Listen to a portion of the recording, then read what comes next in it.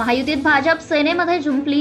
भाजपचे मला पाडण्यासाठी हे षडयंत्र. आमदार संजय गायकवाड यांचा गंभीर आरोप. आमदार संजय गायकवाड भाजप नेतृत्व आणि माझा वारंवार अपमान करतात. भाजपचे माजी आमदार विजयराज शिंदे यांनी भरला अपक्ष उमेदवारी अर्ज. बुलढाणा मतदारसंघात महायुतीत भाजप आणि सेनेमध्ये चांगलीच जुंपल्याचं पाहायला मिळत आहे. बुलढाणा मतदारसंघात भाजपचे माजी आमदार विजयराज शिंदे यांनी उमेदवारी अर्ज दाखल करून शिंदे गटाचे आमदार संजय गायकवाड यांच्या अडचणी वाढवल्या आहेत. त्यामुळे संजय गायकवाड यांचे पुत्र कुणाल गायकवाड यांनी चिखली मतदारसंघातून भाजप आमदार विरोधात श्वेता महाले विरोधात अपक्ष उमेदवारी अर्ज दाखल करत भाजपला प्रति आव्हान दिले आहे. बुलढाण्यातून विजयराज शिंदे यांचा अर्ज मागे घ्यायला लावा, अन्यथा माझा मुलगा चिखलीतून लढेल अशी भूमिका संजय गायकवाड यांनी घेतली आहे. लोकसभेत विजयराज शिंदेंनी महायुतीचं काम केले नाही तरी त्यांना भाजपकडून मोठ्या जबाबदाऱ्या देण्यात आल्या आहेत. त्यामुळे मला पाडण्यासाठी हे भाजपाचे षडयंत्र समजायचे का, असा सवाल देखील आमदार संजय गायकवाड यांनी उपस्थित केला आहे. कडून देखील एक अपक्ष उमेदवारांनी अर्ज भरला विजयराज शिंदेने. काय नेमकी भूमिका, अशा पद्धतीने बंडखोरी काय होते महायुतीत? मागच्या वेळेस सुद्धा भाजप शिवसेनेची युती असताना माझ्या विरोधामध्ये भाजपचा बंडखोर होता आणि मला कुणकुण होतीच की यावेळेला देखील एक बंडखोर अर्ज टाकणार आहे आणि त्याच्यामुळेच आम्ही चिखली मतदारसंघातसुद्धा आम्ही अर्ज त्या ठिकाणी दाखल केलेला आहे.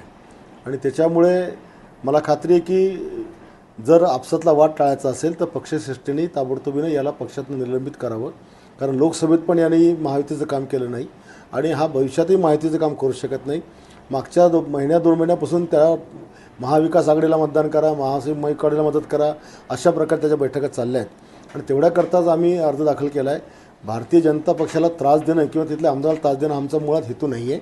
परंतु जे लोक बंडखोरी करतात त्यांना निवडणुकानंतर भारतीय जनता पक्षातून काढण्याच्या ऐवजी त्यांना जर मोठ्या जबाबदाऱ्या देत असेल तर मग हे आम्ही भाजपचं षडयंत्र समजायचं का? त्याच्यामुळे आम्हाला पण आता ह्या गोष्टी कराव्या लागल्या. उमेदवारी अर्ज जर मागे नाही घेतला विजयराज शिंदेने, काय भूमिका असेल? आमचा अर्ज कायम राहील. तर दुसरीकडे आमदार संजय गायकवाड यांनी वेळोवेळी भाजप श्रेष्ठींचा अपमान केला आहे. पंतप्रधान नरेंद्र मोदी, देवेंद्र फडणवीस यांना अपमानित केलंय, तर माजी मंत्री संजय कुटे आणि माझ्या स्वतःवर हल्ले देखील केले आहेत. त्यामुळे आपण पक्षश्रेष्ठींना सांगून ही निवडणूक लढवणार असल्याची भाषा विजयराज शिंदे यांनी केली आहे. त्यामुळे आता भाजपकडून काय भूमिका घेतली जातीये आणि विजयराज शिंदे आपला उमेदवारी अर्ज मागे घेतात का, याकडे सर्वांचं लक्ष लागलंय. भारतीय जनता पक्षाचा एक माजी आमदार गद्दारी करणार आहे. जेव्हा की मी कुठल्याही प्रकारचा उमेदवारी अर्ज भरला नव्हता, कुठल्याही प्रकारचं मी स्टेटमेंटसुद्धा केलेलं नव्हतं, तरीसुद्धा त्यांनी अशा प्रकारे अवमानित करणारं विधान माझ्या बाबतीमध्ये केलं. आणि गद्दार कोण आहे, खुद्दार कोण आहे, इमानदार कोण आहे, बेईमान कोण आहे, हे बुलढाणा मतदारसंघातीलच नाही तर महाराष्ट्रातल्या जनतेला माहीत आहे. त्यामुळे त्यांनी मला गद्दार म्हणण्याचा काही संबंधच नाही आहे. निवडणुकीच्या तोंडावर अशा प्रकारे भारतीय जनता पक्षाच्या लोकसभा निवडणूक प्रमुख असलेल्या 15 वर्ष आमदार राहिलेल्या व्यक्तीसाठी अशा प्रकारे बेजबाबदारपणाचं वक्तव्य करणं हे त्यांना शोभत नाही आहे. आणि या विधानसभा मतदारसंघामध्ये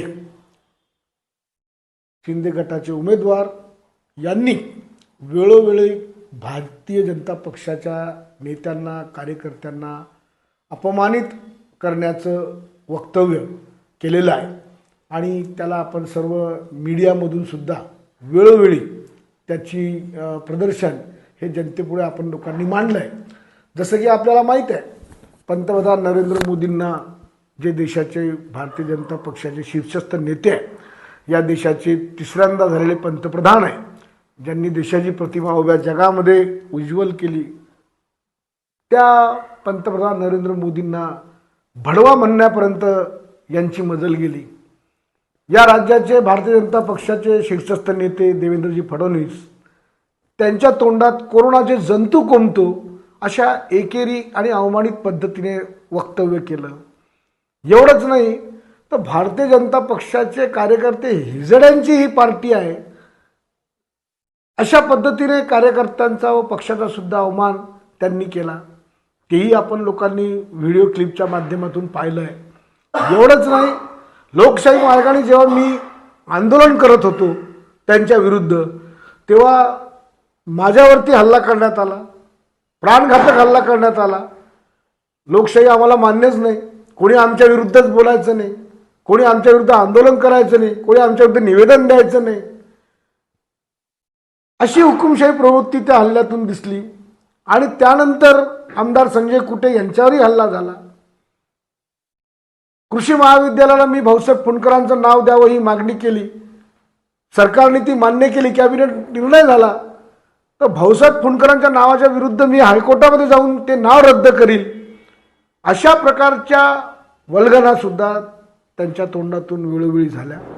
आणि ही संपूर्ण कृती पाहता त्यांना जर खरंच भारतीय जनता पक्षाची मदत पाहिजे होती तर त्यांनी माफी मागायला पाहिजे होती सर्वांची. या इतक्या सगळ्या कृत्य जे त्यांनी केलं, दुष्कृत्य, याची माफी मागायला पाहिजे होती या सगळ्या वक्तव्यांबद्दल. परंतु ती माफी मागणं तर सोडूनच द्या, पुन्हा एकदा 4 दिवसापूर्वी भारतीय जनता पक्षाचा माजी आमदार गद्दारी करणार आहे अशा प्रकारचं वक्तव्य करून पुन्हा माझ्यासारख्या लोकसभा निवडणूक प्रमुखाला या ठिकाणी अवमानित केलं गेलं. आणि यामुळे मी ठरवलं आहे की भारतीय जनता पक्षाने आम्हाला मैत्रीपूर्ण निवडणूक लढवण्याची संधी द्यावी. या विधानसभा मतदारसंघामध्ये भारतीय जनता पक्ष काय आहे आणि या पक्षाची काय ताकद आहे हे आम्ही निश्चितपणे दाखवू. Subscribe now and press the bell icon. Never miss an update.